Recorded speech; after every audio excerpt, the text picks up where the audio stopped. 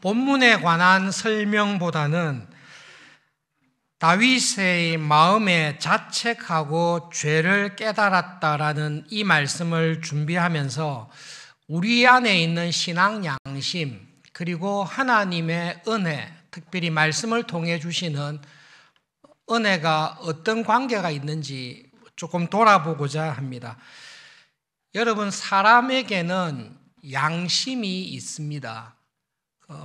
미국의 유명한 무신론자였던 국립의학연구소의 소장이었던 프란시스 콜린스 박사님이 진화론을 믿고 창조주 하나님을 전혀 믿지 않다가 마지막 어쩔 수 없는 상황에 창조주가 계시다, 하나님이 계시다라고 인정하고 돌아올 수밖에 없었던 계기가 양심의 문제였습니다. 사람이 진화를 통해서 형성이 됐다고 하면 설명할 수 없는 문제에 봉착한 것입니다. 지역이 다르고 인종이 다르고 문화가 다르고 시대가 다르고 모든 환경이 다 다릅니다. 그 다른 곳에서 각각 다르게 진화를 해서 사람이 됐는데 그러면 설명이 안 되는 게 있습니다. 인종이든 나이든 지역이든 문화든 모든 게 관계없이 태어난 모든 사람들의 마음속에 부모님을 죽이는 것은 악한 것이다 라는 도덕적 양심이 있습니다. 철저한 진화론자였던 프란시스 콜린스 박사가 여기에 딱 부딪힌 것입니다. 이거는 진화로는 설명이 안 된다. 어떻게 이것이 가능한가? 자기로서는 사람을 지으신 분이 있고 그 지으신 분이 하나님의 형상대로 지었을 때에 하나님의 성품을 닮은 양심을 시대와 문화와 환경과 인종과 모든 조건에 관계없이 하나님을 의식할 수 있는 양심을 창조주가 넣어놓지 않고서는 이게 설명이 불가능하다라는 사실 앞에 회심하여 크리스찬이 되었습니다. 책으로 나와 있으니까 한번 읽어보십시오. 예수님을 믿는 우리들에게는 신앙 양심이 있습니다. 그냥 간단하게 우리에게 적용하면 이렇게 적용될 수 있는 거죠. 여러분 지금 여러분의 신앙 상태를 한번 하나님 앞에서 돌아보십시오. 여러분의 신앙 양심을 가지고 여러분을 한번 돌아보십시오. 하나님께서 보시기에 나는 내 신앙 양심에 비추어 볼 때에 신앙생활을 잘하고 있습니까? 못하고 있습니까? 아주 간단한 질문이죠. 나의 신앙 양심에 비추어 봤습니다. 내가 지금 살아가고 있는 신앙생활의 모습을 보았습니다. 그것을 보았을 때에 나는 내 신앙 양심에 하나님께서 옳다고 인정할 만한 신앙생활을 잘하고 있습니까? 못하고 있습니까? 답은 간단합니다. 내 신앙 양심에 비추어 볼 때 나는 지금 신앙생활을 똑바로 하고 있는 게 아니다. 잘하고는 싶지만 잘하고 있지는 않다. 마음은 있지만 실제로는 열심도 없고 게으르고 종교적인 모습은 갖고 있지만 신앙생활을 바르고 하고 있지 않다. 그렇게 생각되면 무조건 회개하셔야 됩니다. 이거는 나의 신앙 양심이 나를 고소하고 나의 신앙 양심 나에게 회개하라고 고소하고 있기 때문에 그렇다면 이거는 두말할 여지 없이 그렇지 이렇게 살아서는 안 되겠구나 회개하시고 올바른 믿음의 자리에 오도록 노력을 하셔야 됩니다. 그런데 나의 신앙 양심에 비추어 봤을 때 목사로서 직분자로서 크리스찬 청년으로서 이 정도 신앙생활하고 있으면 내 신앙 양심에 부끄럽지 않다. 나는 신앙생활을 잘하고 있다. 그렇게 생각되는 교인도 있으실 것입니다. 그런 분이 많기를 바랍니다. 오늘 설교의 초점은 여기에 해당하는 교인들에 대해서 설교하는 것입니다. 내가 볼 때에 나의 신앙 양심에 따라서 나는 신앙생활 열심히 하고 있고 욕먹을 일 없고 나름대로 신앙 양심에 따라 최선을 다하고 있다라고 생각하는 여러분들에게 말씀을 전하는 것입니다. 그렇게 생각할 때 꼭 기억해야 되실 게 있습니다. 신앙 양심이라는 것이 요동합니다. 신앙 양심이 일정하게 이 상태를 계속 유지하는 게 아니라 이 신앙 양심이 좋을 때도 있고 나쁠 때도 있고 이게 오락가락하면서 업앤다운이 되게 심하다는 사실을 꼭 기억하셔야 됩니다. 이게 속임인데 나는 내 신앙 양심에 비추어 볼 때 나는 내 신앙 양심을 일관되게 잘 유지하고 욕먹지 않고 이 신앙 양심에 따라 신앙생활을 잘하고 있다라고 이야기할 수 있는 분은 예수님 한 분밖에 없습니다. 그걸 인정하셔야 됩니다. 예수님께서는 예수님의 신앙 양심을 가지고 이 신앙 양심이 요동하지 않습니다. 예수님은 이 신앙 양심이 항상 한결같고 한결같으면서 하나님을 향해서 끊임없이 나가고 있기 때문에 예수님 같은 분은 이 신앙 양심이 요동함이 없이 쫙 갑니다. 그래서 예수님은 내 신앙 양심에 나는 부끄럽지 않다 이렇게 하면 하나님도 인정하십니다. 그런데 여러분 2000년 교회의 역사, 2000년뿐만 아니라 아담과 하와의 타락 이후에 지금까지 모든 교회의 역사를 통해서 아무리 신앙이 좋은 사람도 그 신앙이 요동칩니다. 사도들도 그렇고 사도 바울도 그렇고 사도 요한도 그렇고 교회사를 좀 했지 않습니까?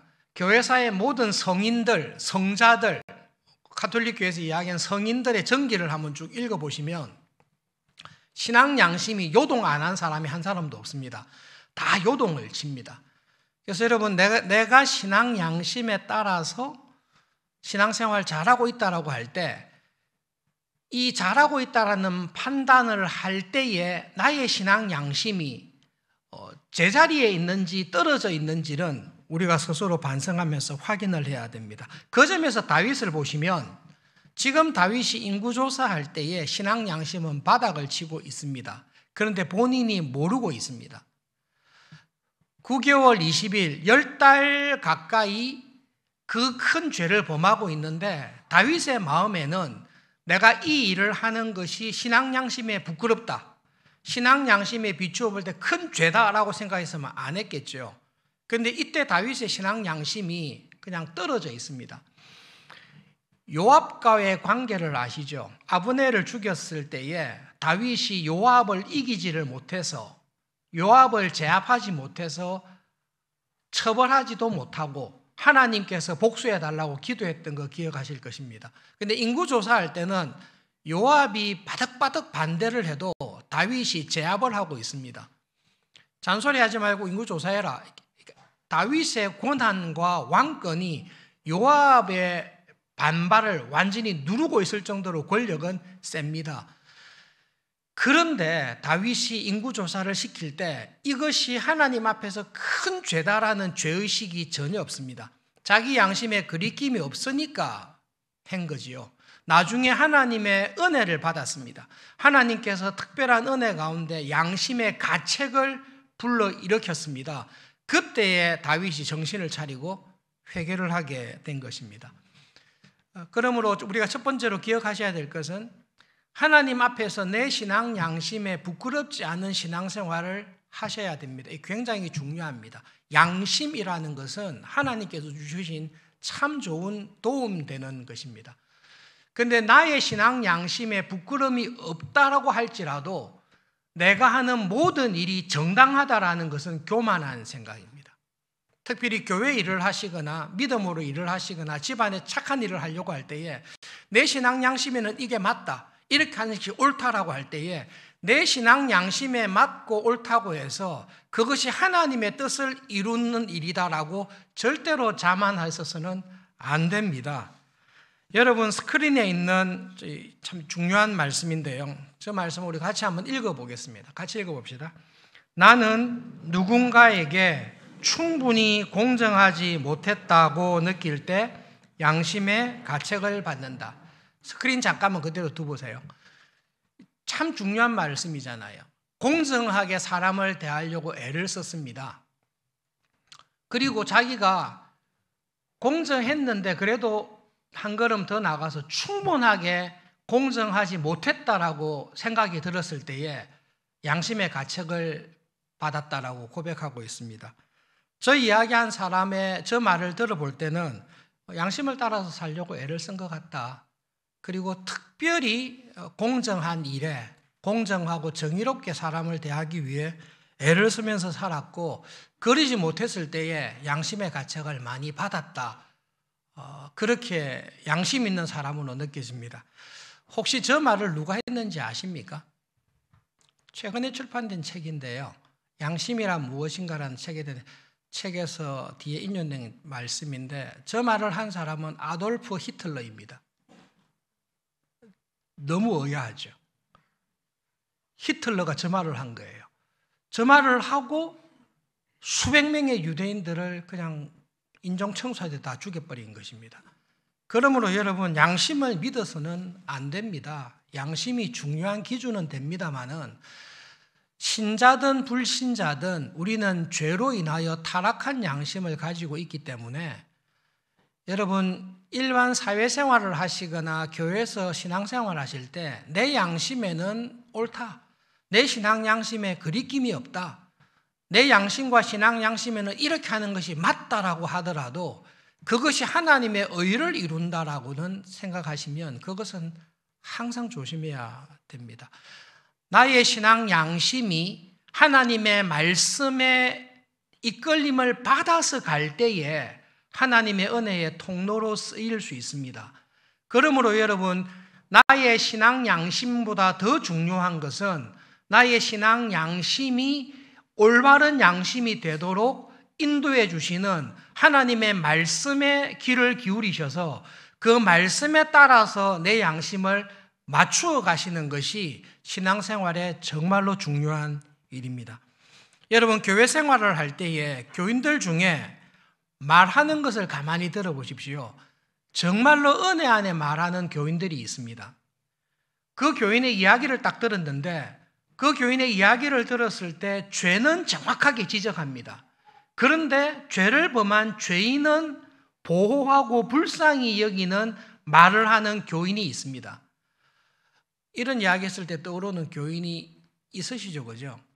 저 사람은 이야기할 때 진짜 죄와 불법한 것에 대해서는 정확하게 지적하지만 그 죄를 범하고 있는 잘못한 사람, 죄인에 대해서는 긍휼히 여기고 불쌍히 여긴다.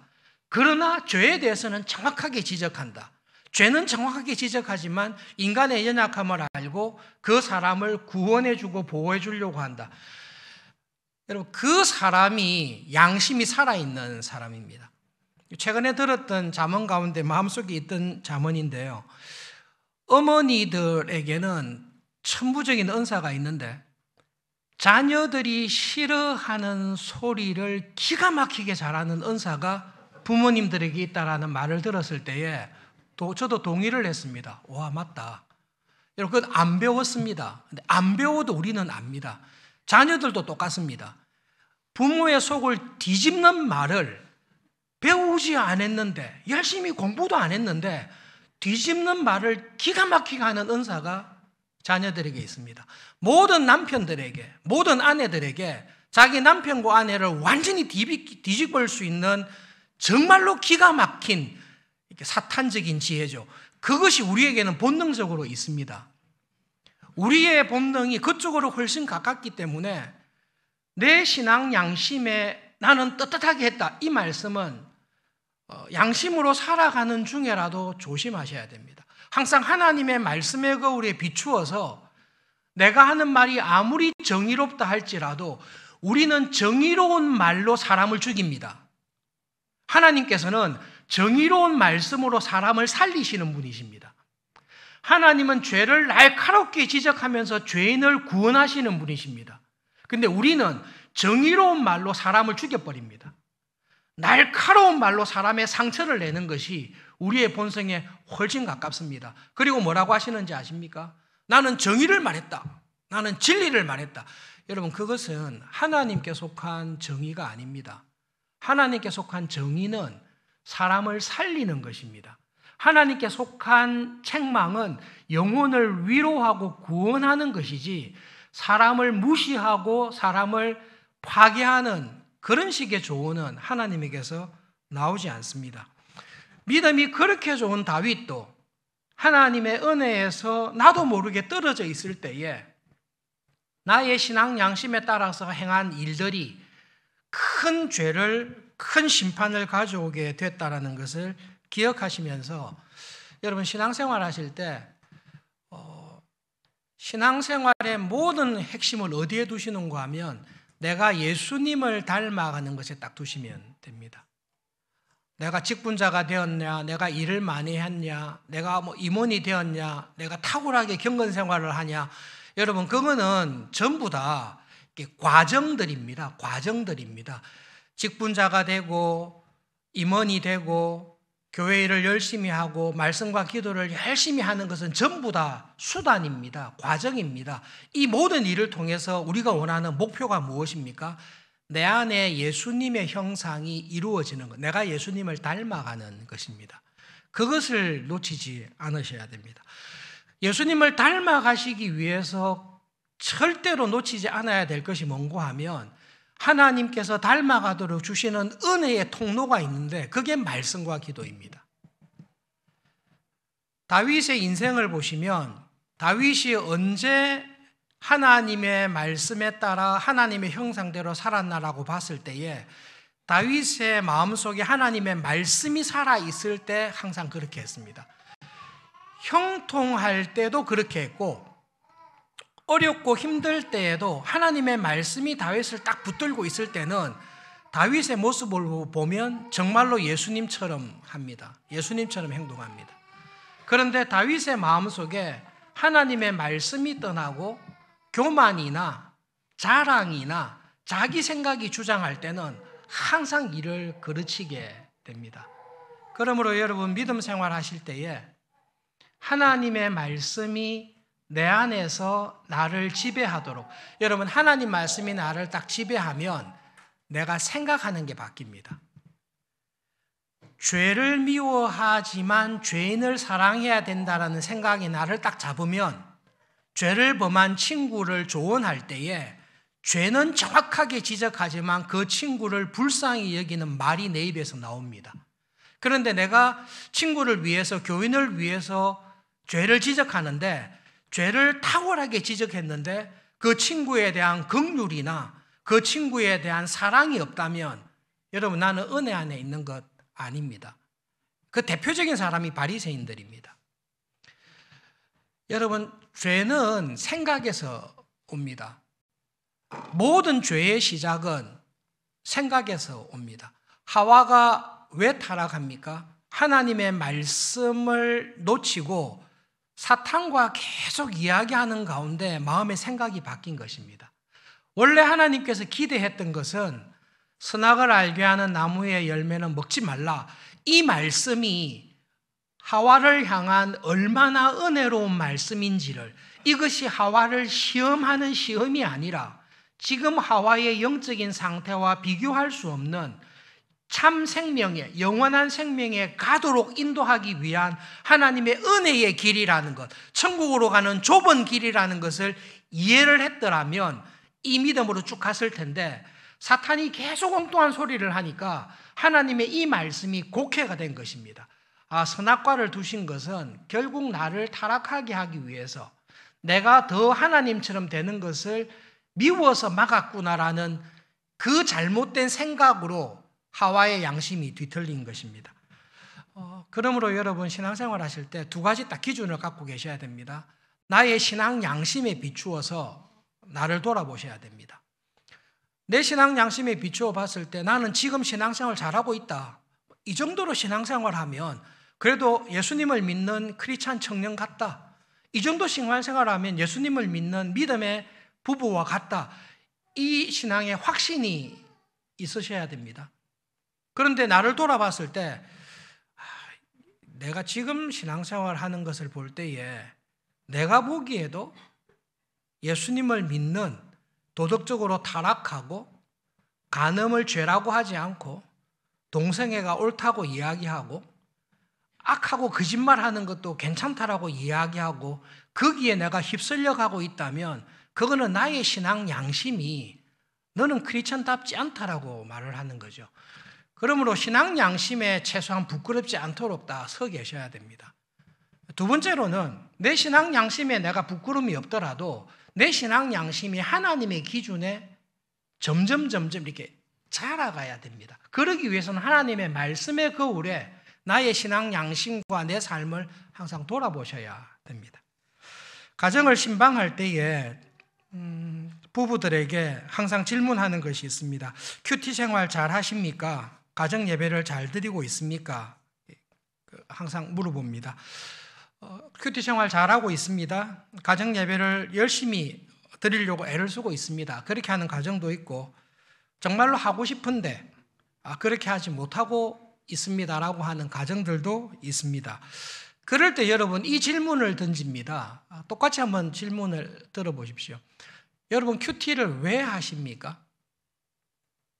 큐티를 잘하는 가정에 가서도 이 질문을 하고 큐티를 못하고 하고 싶지만 못하고 있는 가정에서도 똑같이 합니다. 여러분 큐티를 왜 하십니까? 거기에 대해서 답을 나의 필요를 놓고 보면 답이 안 나올 수 있는데 여러분 나의 신앙생활을 하나님의 관점에서 보시면 많은 것이 해결될 수 있습니다. 하나님께 여쭤보십시오. 하나님 큐티를 왜 합니까? 라고 물으면 여러분 그 자녀들을 키우실 때 초등학생이든 중학생이든 대학생이든 여러분 자녀들을 볼 때 자녀에게 도움이 되는 말, 자녀들이 어려운 일이 있을 때 지혜로운 말, 그런 것들을 부모로서는 당연히 하고 싶지 않습니까?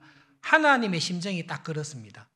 하나님께서 여러분이 처해 있는 상황에서 하나님의 지혜, 하나님의 은혜, 하나님의 사랑과 도우심을 주기를 원하셔서 그것을 여러분에게 말씀하고 싶은 것입니다.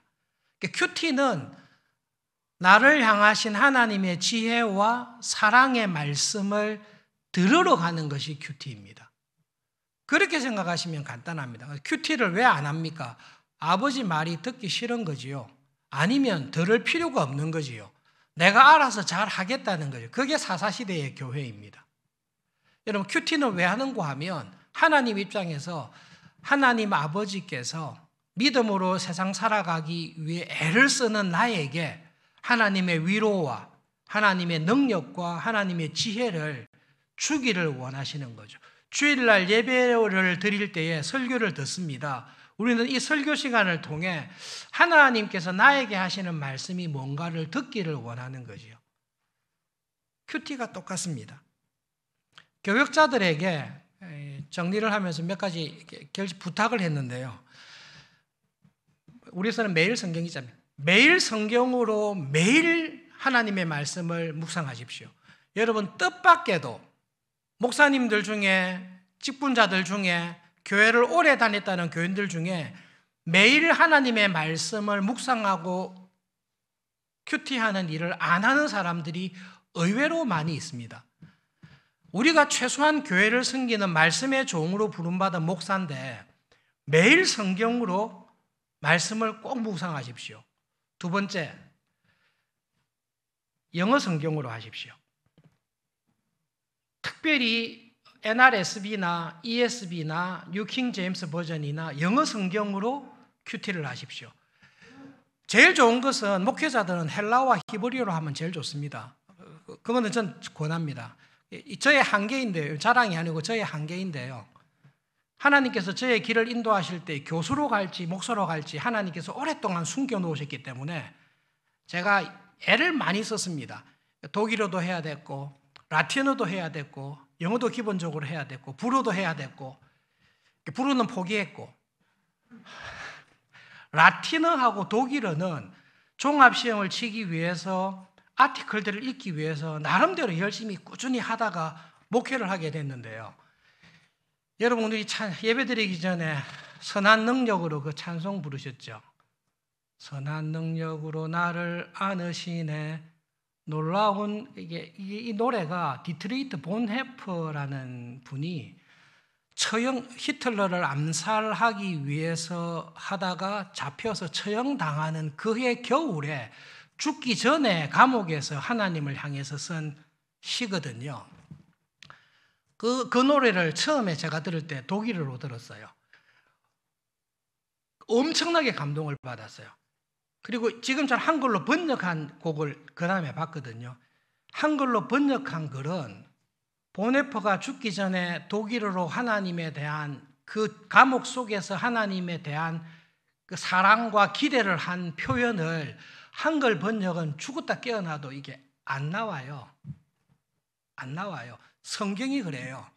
그래서 교역자들에게 우리가 최소한 교회를 섬기는 말씀의 종으로 훈련받으려면 영어 성경을 읽으십시오. 때때로 에스겔서, 이사야서, 예레미야서는 영어 성경보다 한글 성경이 더 어렵습니다. 그래서 여러분 어려운 성경 읽으실 때 여러 차례 말씀드렸는데 세번역 성경이나 유진 피터슨 목사님의 메시지 성경을 읽으십시오. 내 수준이 그 수준이면 그렇게 읽는 게 훨씬 좋습니다. 그렇게 하다가 말씀에 대한 이해가 잘하는 거죠. 왜 그런가 하면요. 노래도 원어로 된 거하고 번역된 게 의미가 너무 달라요. 하나님의 말씀은 더 그렇습니다.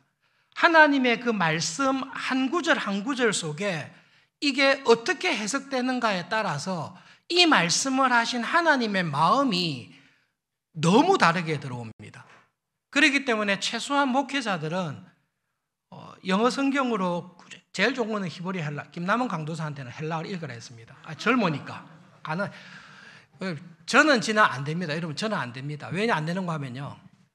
히브리어나 헬라어로 성경을 읽어서 영어 성경으로 읽는 것과 다른 원어의 성경에 대한 이해를 하기 위해서는 최소한 10년 걸려요. 최소한 10년 걸려요. 쉽지 않습니다. 그리고 세 번째로는 목회자로 교회를 섬기기 때문에 매튜 헨리의 주석이 있습니다. 그거를 무조건 참고해서 봐라. 그래서 6년을 하면 창세기부터 계시록까지는 그래도 믿을 만한 좋은 주석을 한 권을 보고 그리고 하나님의 말씀에 대한 이해가 10분씩 30분씩 쌓이고 매일 하다 보면 하나님께서 나에게 교회해 주시는 말씀이 그때부터 들리기 시작합니다. 여러분, 이게 신앙 양심에 따라 생각을 해봅시다. 우리가 자녀를 태어나서 초등학교 6년을 공부를 시킵니다. 중학교 3년, 고등학교 3년, 12년을 공부를 시킵니다. 그리고 죽도록 공부해서 대학을 갑니다. 대학생쯤 되면 철이 들지요. 중고등학생 때 철이 든 학생은 별로 없습니다. 중고등학생 때는 철이 들기에는 너무 왕성하기 때문에 대학생쯤 되면 철이 들지요. 공부를 학교 일반 공부도 12년 이상 열심히 하면 그때서 철이 듭니다. 하나님의 말씀도 똑같습니다. 하나님의 말씀도 일정 시간을 하나님의 말씀에 귀 기울이고 하나님께서 하시는 말씀이 무엇인지를 듣기를 애를 쓰고 이게 한 10년 정도 가지 않습니까? 그러면 어느 순간에 하나님의 특별한 은혜 가운데 지금 여러분께서 저의 설교를 듣듯이 하나님께서 나에게 지금 이 말씀을 하시구나. 하나님께서 서울중앙교회 직분자 된 나에게 이거 하라고 하시구나. 하나님께서 지금 직장에서, 가정에서, 이런 인간관계 속에서 하나님은 지금 나에게 이렇게 하라고 하시는 것이 저의 말씀을 듣듯이 똑똑하게 여러분의 마음에 딱 들립니다. 안 들리면 제 손에다 장을 지집니다. 정말로 하나님의 말씀에 귀를 기울이고 성령 하나님, 저는 듣는 게 둔합니다. 어린아이와 같습니다. 그런데 성령 하나님, 성령님께서는 어린아이에게도 깨닫게 해주시는 하나님이신 것을 믿습니다. 말씀해 주십시오라고 매일 말씀에 귀를 기울이고 살아가실 때에 하나님께서는 분명하게 여러분의 남은 삶에 하나님의 뜻을 말씀해 주십니다. 우리 교회가 70주년을 맞이했습니다. 지금 교회가 사회로부터 많은 비난과 욕을 듣고 있습니다. 크리스찬 인구가 옛날에는 20%, 지금은 15%, 10% 넘어가는데 왜 빛과 소금이 되지 못할까? 일제시대 때 한국 교회의 크리스찬 인구가 5%도 안 되었습니다. 해방되었을 때 5% 정도였습니다. 3% 정도밖에 안 되는 크리스찬이 조선을, 한국 사회를 변화시켰습니다. 왜냐하면 여러분, 그 시절에 교회의 교인들을 보십시오. 하나님의 말씀에, 사경회에, 성경 공부에, 성경 암송에 믿음으로 살아가던 3%의 신실한 교인들이 있을 때에 하나님께서는 사회를 바꾸십니다. 로마 제국이, 그렇게 무너지지 않았던 로마 제국이 기독교에 의해서 바뀌면서 기독교를 국교로 공인하는 일이 벌어졌을 때에 로마 제국 안에 크리스찬 인구는 2%밖에 안 됐습니다. 그런데 그 2%가 하나님의 말씀에 귀를 기울이고 경건하고 거룩하게 살고 도덕적 타락과 성적인 문란 속에서도 크리스찬들은 도덕적인 순결과 하나님 말씀에 따라 살아간다는 것으로 말미암아 엄청나게 영향력을 발휘해서 하나님께서는 역사하십니다. 신앙 양심에 비추어 보십시오. 여러분, 하나님 말씀은 차치하더라도 나의 신앙 양심에 비추어 보십시오. 주일날 와서 우리가 예배를 드렸습니다. 그리고 일주일을 살아갈 때에, 하루를 시작할 때에 에녹처럼 하나님 오늘 저에게 하신 말씀을 주십시오. 그리고 하나님, 제가 오늘 이런 사람도 만나야 되고 이런 결정도 해야 되고 나를 박해하는 이런 원수도 있고 여러 가지 어려운 환경이 있는데 하나님, 저에게 도움을 좀 주십시오. 저에게 지혜를 주십시오라고 기도하면서 하루하루 살아갈 때에 우리는 예수님의 제자가 됩니다. 예수님께서는 그런 나를 보시고 넌 내 제자다, 내가 도울 거다라고 말씀합니다. 그런데 우리의 신앙 양심에 예배는 드렸으나 정말 일주일 내내 성경을 펴지도 않고 일주일 내내 진지하게 하나님 앞에서 하나님의 도우심을 구하는 기도도 하지 않고 그렇게 살았다면 우리의 신앙 양심이 우리를 고소하지 않겠습니까? 여러분, 교회는 교인입니다. 교회는 교인입니다. 거룩한 교회는 거룩한 교인들이 있는 교회입니다. 그런 교인들이 되시기를 바랍니다. 여러분 중에 혹시 이렇게 생각하시는 분이 계실지 모르겠습니다. 나의 신앙 양심에 볼 때 나의 기준과 목표는 이 정도면 족하다. 지금 내가 할 수 있는 것이 내가 할 수 있는 정말로 최선이다. 이 정도면 족하다. 그리고 그 기준에 따라서 잘 살아가는 분들도 계실 것입니다.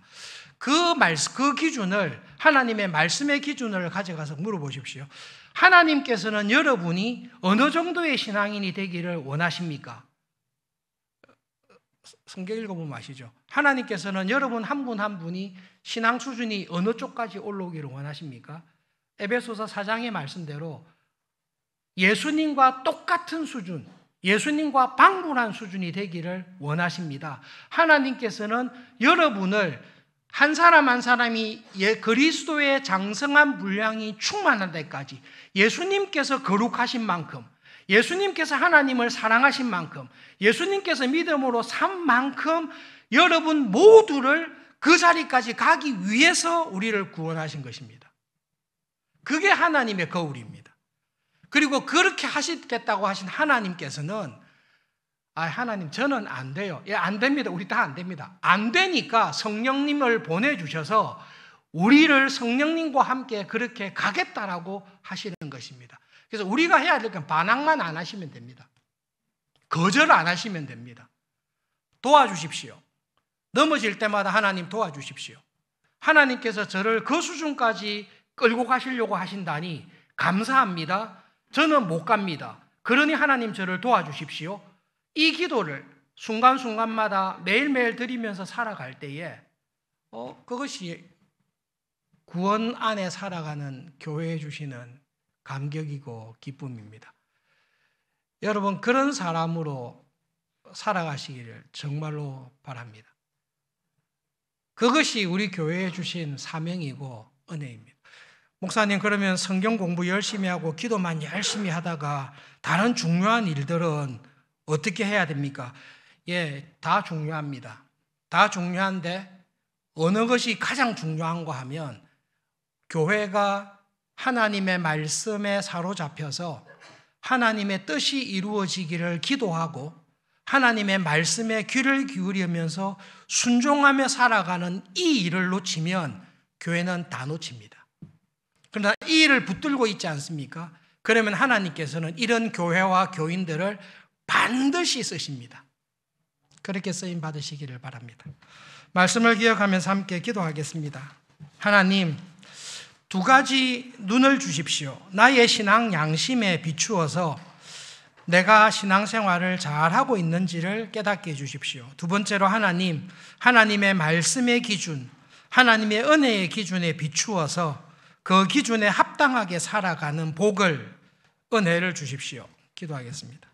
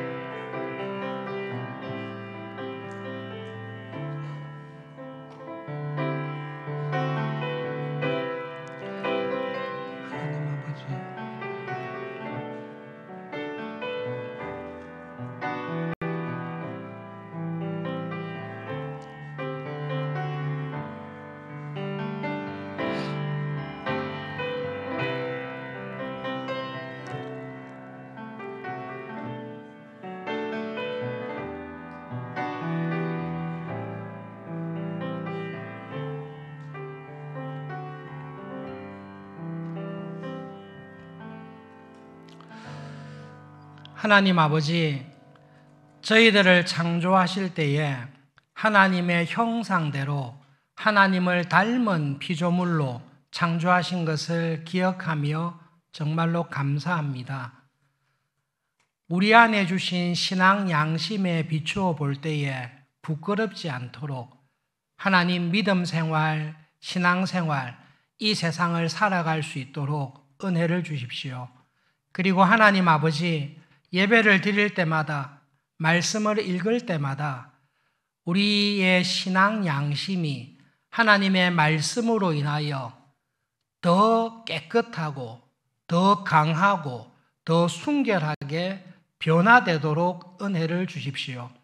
그래서 내가 생각하는 모든 것이 하나님의 말씀에 합당한 생각을 하며 또 그것을 기도하면서 그것을 체험하면서 살아가는 구원의 기쁨이 이번 한 주간에도 저희들에게 항상 있기를 소원합니다. 하루하루 살아갈 때에 이 열심과 이 소원을 가지고 주님과 날마다 동행하며 살아가도록 붙잡아 주십시오. 예수님의 이름으로 기도합니다. 아멘.